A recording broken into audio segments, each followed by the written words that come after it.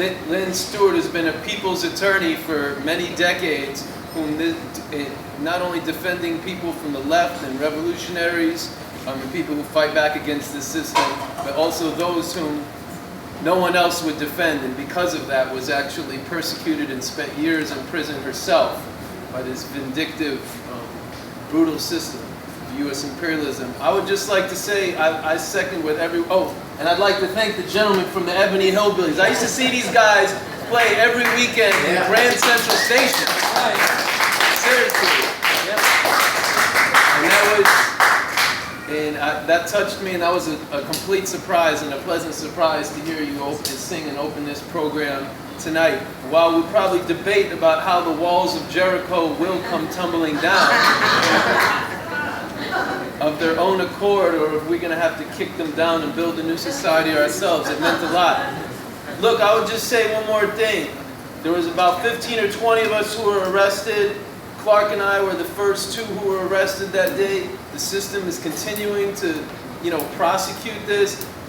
Did various kinds of offers. We face up to a year in jail. Already, the time that Kenny has spent, the time that we've spent, the time that other people have spent is enough already, even just going to these courtrooms, okay? And there's been other people who've stood up over the last 2-3 years in this country. They had this lynching law that was supposedly passed a century ago to protect black people from being subjected to mob violence, which now, if irony has any meaning anymore, there's this woman, part of Black Lives Matter in California, who now is facing all these serious charges under the lynching law itself for pointing out a killer police officer that they saw at a fast food restaurant, or the youth in Baltimore who were vindictively prosecuted, or the people in Ferguson, Missouri.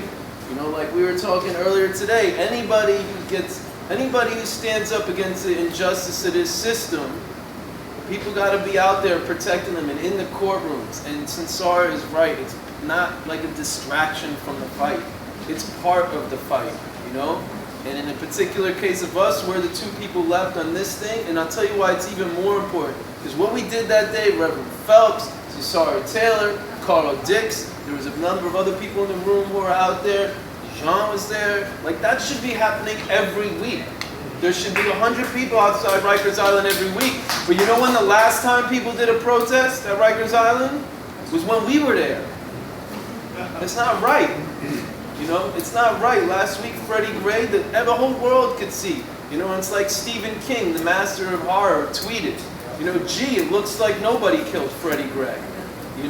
Maybe he just died from being black. I guess that's what happens in America. This stuff happens every single day.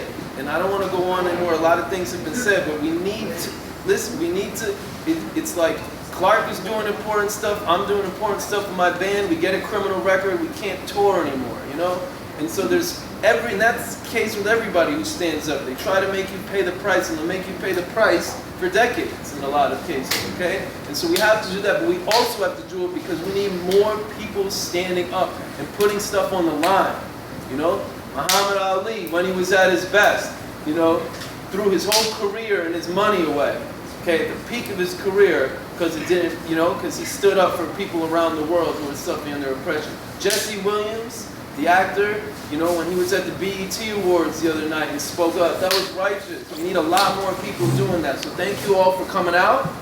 This is Clark Kissinger right here. Yeah.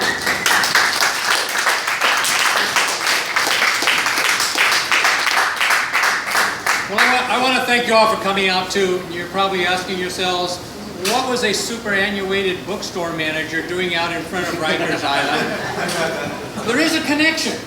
And the connection is that Revolution Books is an intellectual, a political, and a cultural center for building an actual revolution in this country.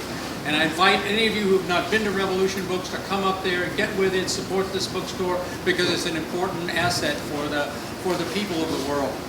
The other reason that I was out there, though, is that all of us come to moments in our lives when we have to make moral choices. For me, this first came up at the time of the Vietnam War. That time, young men had to carry draft cards with them everywhere. I took my draft card and I mailed it to the National Liberation Front of South Vietnam. And I told my draft board what I did. And they called me in about it, and they said, well, the bottom line, young man, is, are you willing to fight in Vietnam? And I said, I say, yes, sir, I am, just not on your side.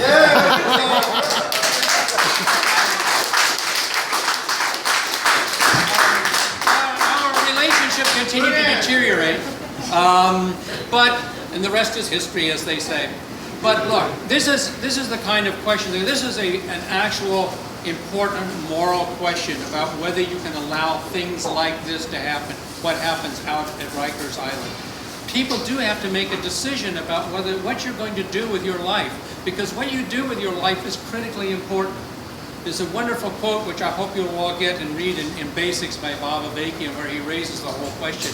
It's a quotation from his memoir where he talks about, we all have a choice of what we can do with our lives. We can do something meaningful, or we can just put our snout down in the trough and try and get as much as we can for ourselves. All of us have to make that choice.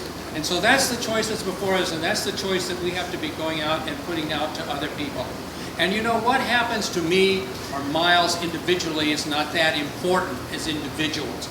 But as people who stand up against this system, it's critically important that everybody who does that be backed up and supported. It actually makes a difference.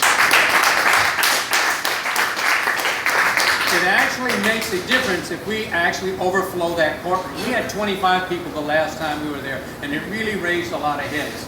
You go in there with 50 or 100 people the next time around, to where even the people who have court cases can't get into the room because you filled the place up so much.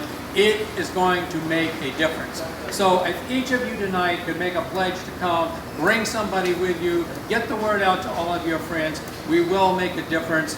And this is a battle that, as Miles said, has to go on. We ought to be out there again and again and again. We should be recidivists at Rikers Island when it comes to protest.